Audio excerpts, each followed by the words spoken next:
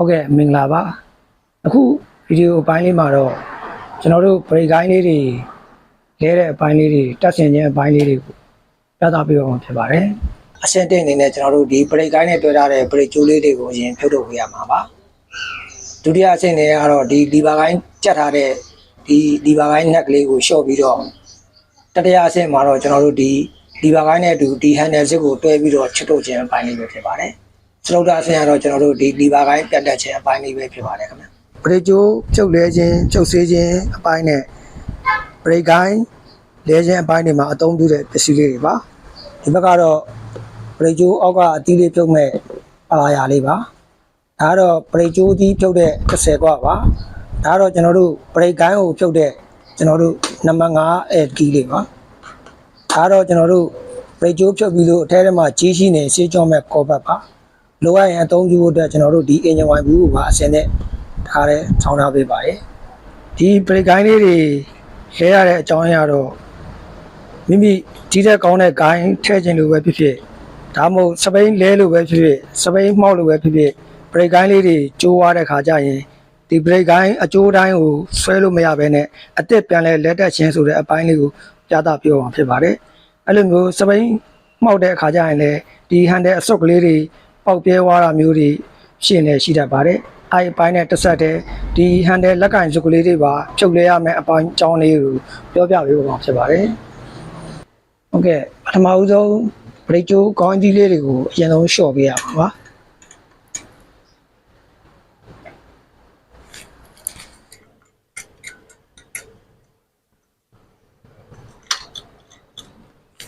အဲ့လိုလျှော့ယူရဆိုရင်ကျွန်တော်တို့ဒီဘရိတ်ကိုင်းဒီရှေ့ကကျိုးဆန်လေးတွေကိုဒါလေးဆွဲထုတ်ပေးရပါ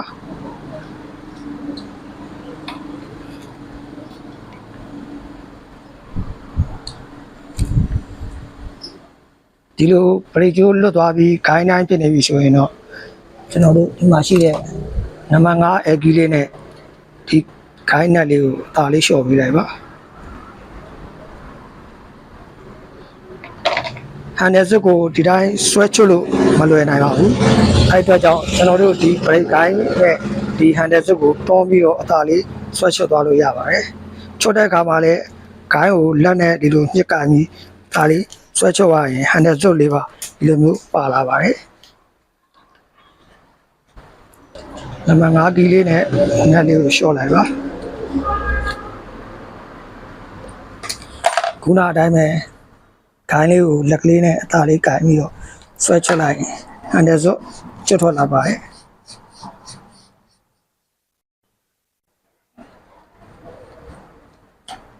နောက်အသက်လဲမဲ့ဂိုင်းလေးပါဒီလိုမျိုးနှစ်စုံပါပါတယ်ပထမဦးဆုံးညာဘက်ဂိုင်းကိုထိုးထည့်လိုက်ပါနောက်မှတစ်ဆင့်မိမိခုနဖြုတ်ခဲ့တဲ့လက်ကင်စုပ်ကိုအသားလေးထိုးထည့်လိုက်ပါခုနအတိုင်းပဲခိုင်းကိုအသားလေးချိန်ပြီးတော့မိမိလိုချင်တဲ့အပိုင်းလေးဘရိတ်ကိုင်းနဲ့ဆွဲလို့ရတဲ့အထိထားပြီးလိုက်ပါဒီနက်ကြက်တဲ့ခါကျရင်ဒီအထိုင်တွေက fiber အထိုင်တွေဖြစ်တဲ့အတွက်ကြောင့်နက်ကိုတားမကြက်ကပါဘူးမိမိလက်တည်င်းလောက်တိုက်နိုင်ရင်ဒီဘာကိုင်းမရိုးတော့ဘူးဆိုရင်ရပါပြီဒါတော့ဘယ်ဘက်ကိုင်းလေးပါအန်တဲ့စုပ်လေးဒါလေးထည့်လိုက်ပါ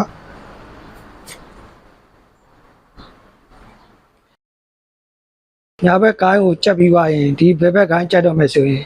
ဒီဘယ်ဘက်နဲ့ညာဘက်နဲ့ကိုင်းလေးကို level လေးညီထားပေးပါ level ညီပြီးတော့မှမိမိခုနလီဗာကိုင်းကြက်မဲ့နက်ကိုကြက်ပြီးလိုက်ပါပုံမှန်တော့ကြက်ရင်ရပါပြီဘရိတ်ကျိုးထည့်တဲ့အပိုင်းလေးဆက်ပြအောင်ပါမယ်ကျိုးဆန်လေးကိုလူတလောက်ဆွဲထုတ်လိုက်ပါအတွင်းကအောက်မှာရှိတဲ့ line တိုင်းထည့်ပေးလိုက်ပါအရှိလေအဲ့ဒီလိုပါပဲအခွဲ line လေးကိုအောက်ကိုထားပေးပါကျိုးဆန်လေးဆွဲပြီးတော့အောက်က line တိုင်းကျိုးဒီလေးထည့်ပေးလိုက်ပါ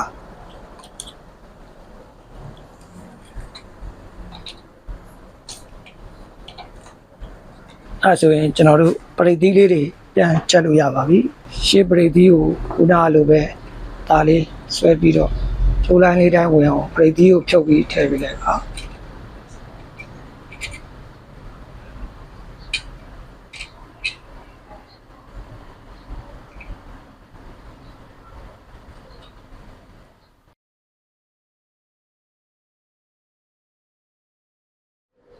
လောက်ကနေပရိကွာလေးကိုဒါလေးညှစ်ပြီးကျိုးနှက်လေးကိုချက်ပေးပါ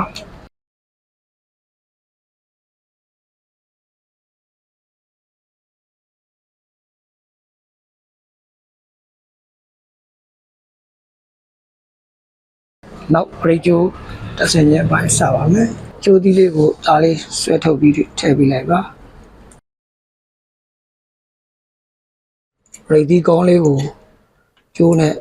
တေချာကြောက်ဖိချက်ပေးလိုက်ပါ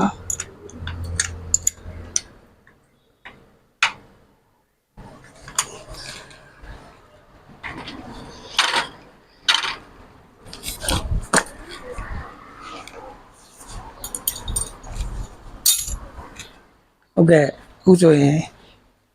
ကျွန်တော်တို့လိုချင်တဲ့ပရိကိုင်းလဲအတက်လဲတက်ဆင်ခြင်းပိုင်းပြီးစီပါပြီအားလုံးကျေးဇူးတင်ပါတယ်